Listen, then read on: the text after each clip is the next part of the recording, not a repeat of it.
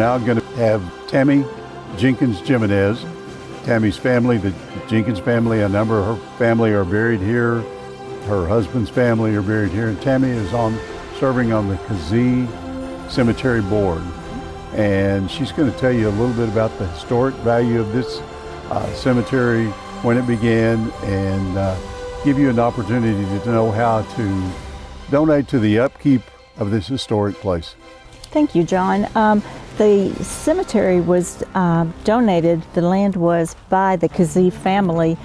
We're not sure of the date because paperwork and all the information that was kept in the past was burned in a house fire. So what we know about is by what we hear or are looking at headstones and kind of going by the dates. Keesee is located in the Monarch community, and this is about 4 miles east of Lead Hill, and if you're coming from the Yellville area, it's from the northwest. Both are on Highway 14.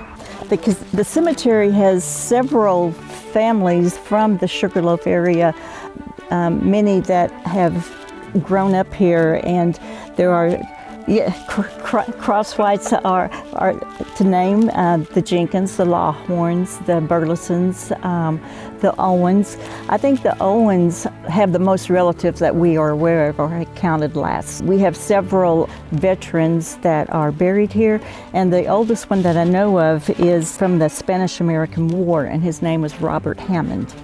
Then we have several others that are from World War I and II and on up through the Vietnam and Korea eras.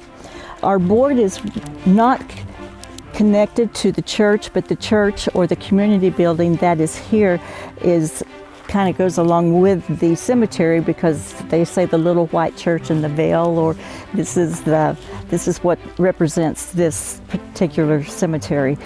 The building, the community building that is here, was originally built as a schoolhouse for the children and the families in the area, and then it became a church, and now it is a community building that is operating as a church, and they do have church here on Sundays.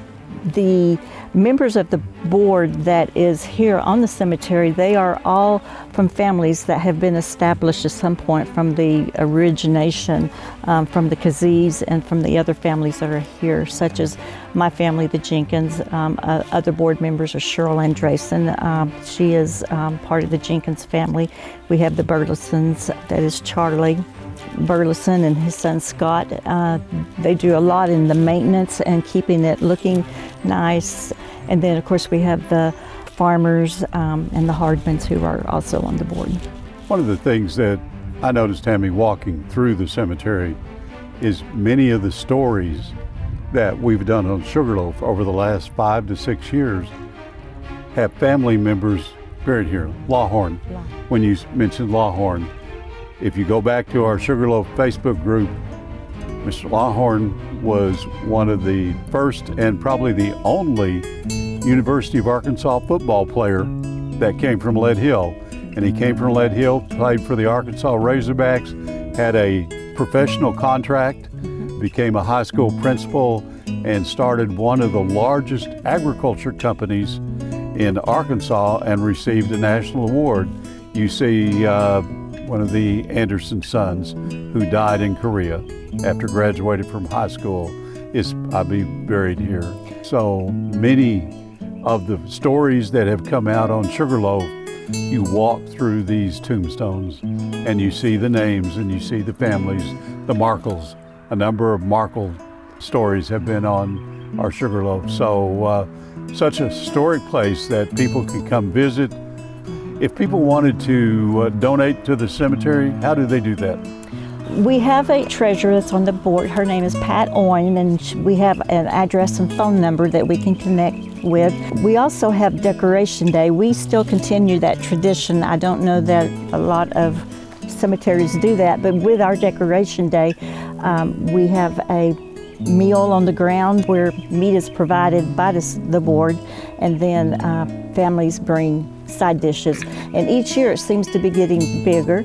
I remember coming to the decoration and having the meals on that per day at lunch after church with my grandmother, Ruby Jenkins. She would bring us. So it's a good memory there for me, and I hope that we can get more people involved. But the grounds seem to be getting full every year.